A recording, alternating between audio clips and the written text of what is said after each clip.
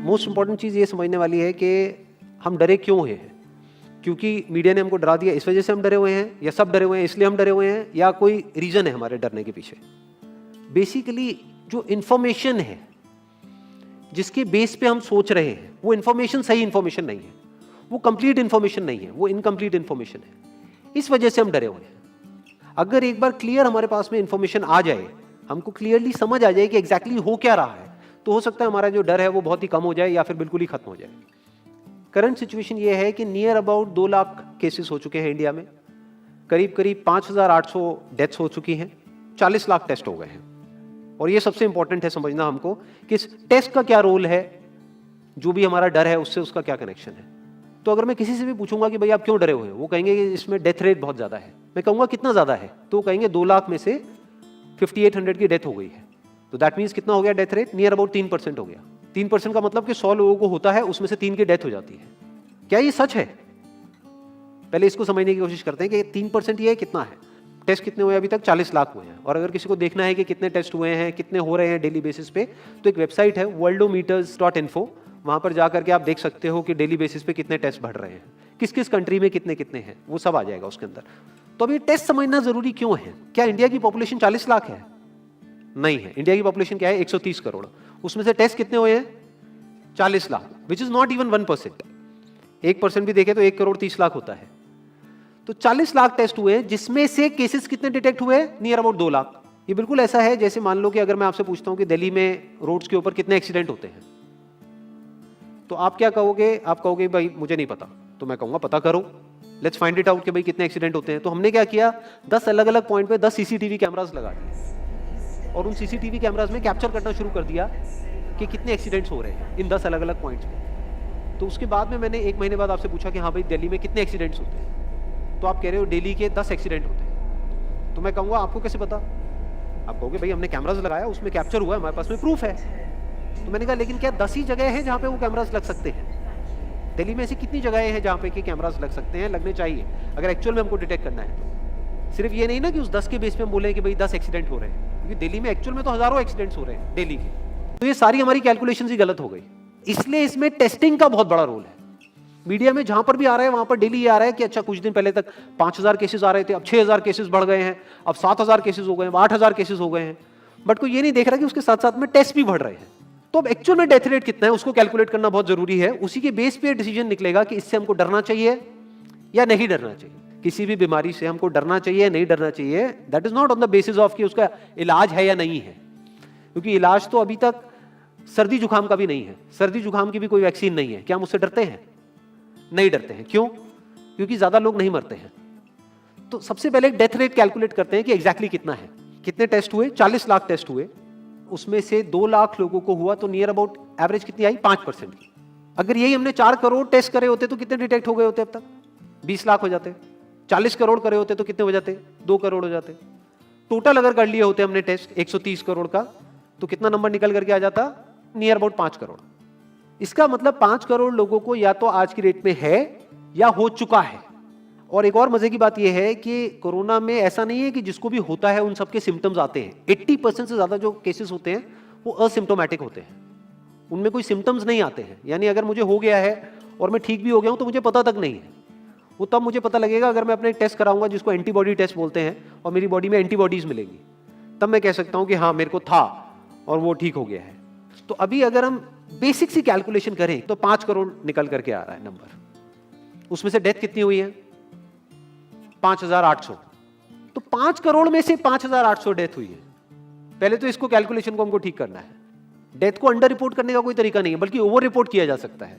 Over report कैसे? For example आपकी body में टेस्ट हुआ, आपकी बॉडी में मिला कोरोना वायरस, लेकिन आपके अंदर पहले ही बहुत सारी प्रॉब्लम्स चली रही थी, तब भी आपकी किसी ना किसी वजह से डेथ होने ही वाली थी।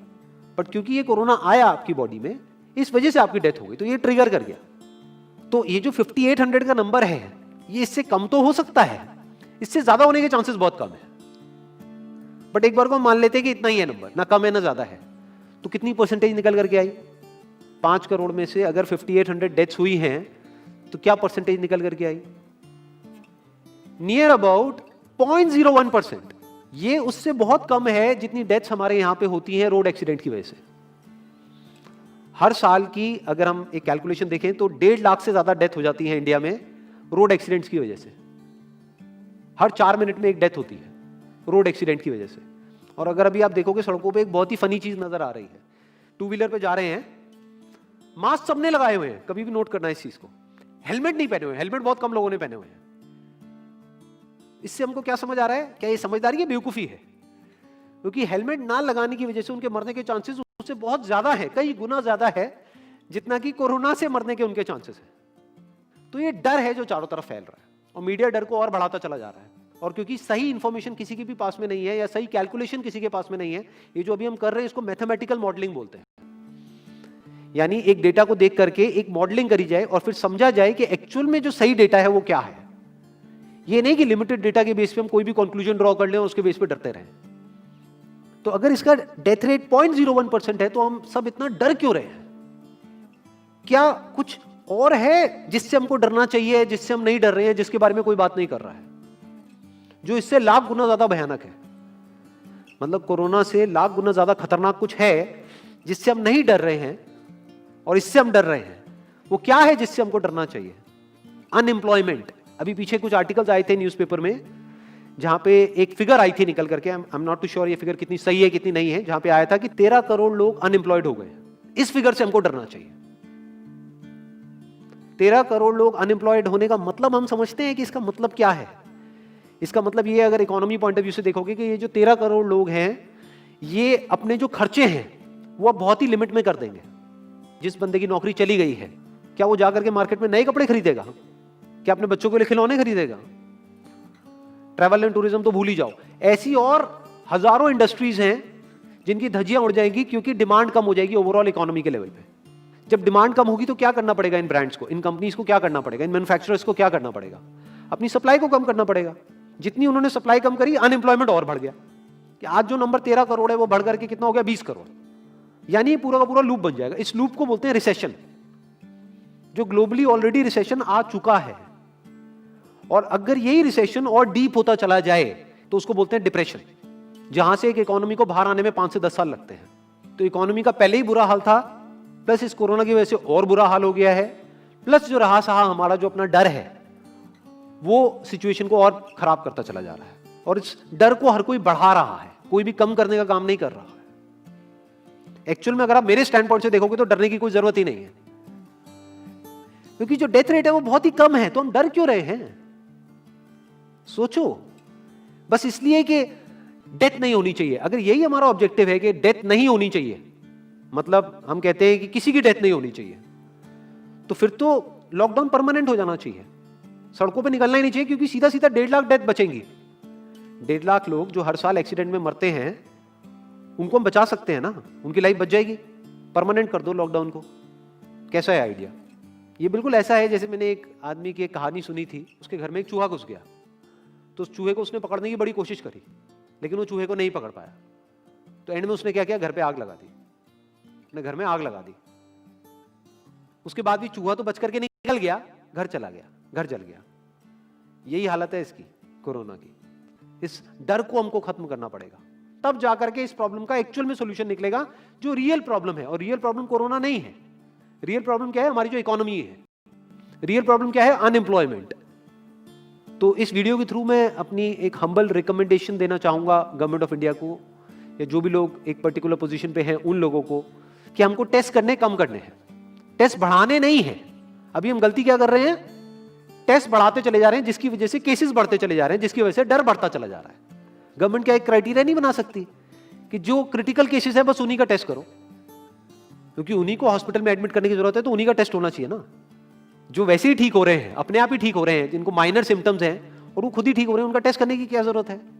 उससे तो पैनिक और बढ़ेगा। और अगर टेस्ट कर भी दिया तो हम करने क्या वाले हैं? उनको क्या हॉस्पिटल में एडमिट करने वाले हैं? नहीं, घर पे क्वारंटाइन करने वाले हैं। अभी जो क्वारंटाइन वाला फंडा है, ये भी जब बेस छोटा होता है तब तो काम करता है, जब करोड़ों में हो जाता है तब काम नहीं करता है। मैं अगर एग्जांपल से समझाने की कोशिश करूं, जो मेरी थॉट प्रोसेस है उसको इमेजिन करो। एक ऐसी सिचुएशन है कि हम एक घर में है और चारों तरफ से बाढ़ आई हुई है, और ये जो घर है हमारा वो ऐसा है, इसको इमेजिन करो, जहां पे हजारों दरवाजे हैं। तो हम क्या करें? इसमें से एक दरवाजे को पकड़ लें और उसी को पक्का करते चले जाएं। ये है क्वारंटीन, और बाकी के हजारों खुले पड़े हैं। एक को हम पक्का करते चले जा रहे हैं क्योंकि यहां से पानी अंदर नहीं आना चाहिए।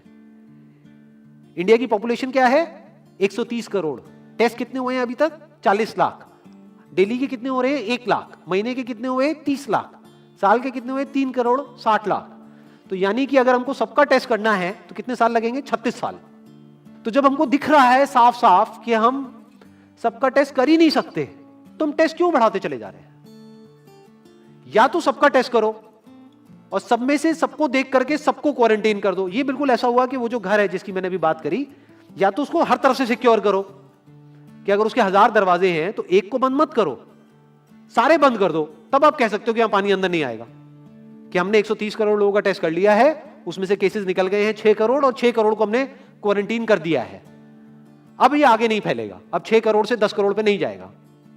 बट हमने टेस्ट ही करे 40 लाख, जिसमें से केसेस आए 2 लाख। अगर इन 2 लाख को हमने क्वारंटीन कर भी दिया तो बाकी करोड़ों लोग तो बाहर घूम रहे हैं ना, तो उससे होगा क्या? तो अब हमको समझ जाना चाहिए कि इसको रोकने का कोई तरीका नहीं है। तो अब इसका प्रैक्टिकल सॉल्यूशन क्या है? गवर्नमेंट की तरफ से हमको सिर्फ ये इंफॉर्मेशन चाहिए कि भैया अभी कितने बेड्स ऑक्यूपाइड हैं आपके स्टेट में, और अभी कितने और आपने अरेंजमेंट कर रखा है और कितने और कर सकते हो। अब वो बेड चाहे किसी हॉस्पिटल में हो चाहे किसी होटल में हो। और प्लस ये इंफॉर्मेशन क्यों नहीं जा रही लोगों के पास में कि इतना डरने की जरूरत नहीं है जितना आप डर रहे हो। हाँ ठीक है, प्रिकॉशंस लो, सेफ्टी मेजर्स लो, सोशल डिस्टेंसिंग को मेंटेन करो, लेकिन इतना डरने की जरूरत नहीं है जितना आप लोग डर गए हो, क्योंकि डेथ रेट कम है। ये इंफॉर्मेशन जानी चाहिए अब लोगों के पास में, वक्त आ चुका है। अगर ये नहीं गई तो प्रॉब्लम सॉल्व नहीं होने वाली इकोनॉमी के लेवल पे। कॉन्फिडेंस खत्म हो चुका है, रियलिटी को हमको पहले समझना होगा। अभी प्रॉब्लम क्या हो रही है? हम कह रहे हैं कि हाँ कंस्ट्रक्शन एक्टिविटीज अलाउड है। गवर्नमेंट को क्या लग रहा है? अलाउड बोल करके सारी प्रॉब्लम सॉल्व हो जाएगी। अलाउड तो हो गई, बट मेरे जो फ्रेंड्स हैं जो कंस्ट्रक्शन इंडस्ट्री में हैं वो बता रहे हैं कि लेबर ही नहीं है, लेबर सारी अपने गांव चली गई है। तो अब कौन कंस्ट्रक्शन करेगा वहां पे? अब ये लेबर चली तो गई है, इसको वापस कैसे बुलाओगे? मीडिया में अगर रोज ये दिखेगा कि केसेस बढ़ रहे हैं, केसेस बढ़ रहे हैं, केसेस बढ़ रहे हैं, वापस आएंगे वो लोग? 1 से लाख नहीं आएंगे। तो उनको मीडिया में क्या दिखना चाहिए, न्यूज में क्या दिखना चाहिए? कि अब ये प्रॉब्लम सॉल्व हो रही है। तो लोगों के अंदर का डर निकलना चाहिए। यानी जो भी मैंने अभी तक कहा, अगर मैं उसको सम अप करूं तो वो क्या है प्रैक्टिकली, अगर पॉइंटर्स में सॉल्यूशन देखा जाए। नंबर 1 मोस्ट इंपॉर्टेंट, टेस्ट धीरे धीरे हमको कम करने हैं, बढ़ाने नहीं है। दिन के 1 लाख टेस्ट हो रहे हैं, मैं ये नहीं कह रहा कि एकदम से 10,000 कर दो, 1 लाख के 90,000 कर दो, एटलीस्ट बढ़ाओ मत। समझ गए? 1 लाख के 1.5 लाख टेस्ट मत करो दिन के, 2 लाख मत करो, क्योंकि तब भी 36 साल लगेंगे पूरा करने में। अगर आपने स्पीड डबल भी कर दी तब भी 18 साल लगेंगे। 18 साल तक तो पता नहीं ये बीमारी कहां होगी, किसी को याद तक नहीं होगा। तो करना क्या है गवर्नमेंट को? अगर थोड़ा सा सेंसिबली चले कि टेस्ट को धीरे धीरे कम करते चले जाओ, यानी 1 लाख से 90,000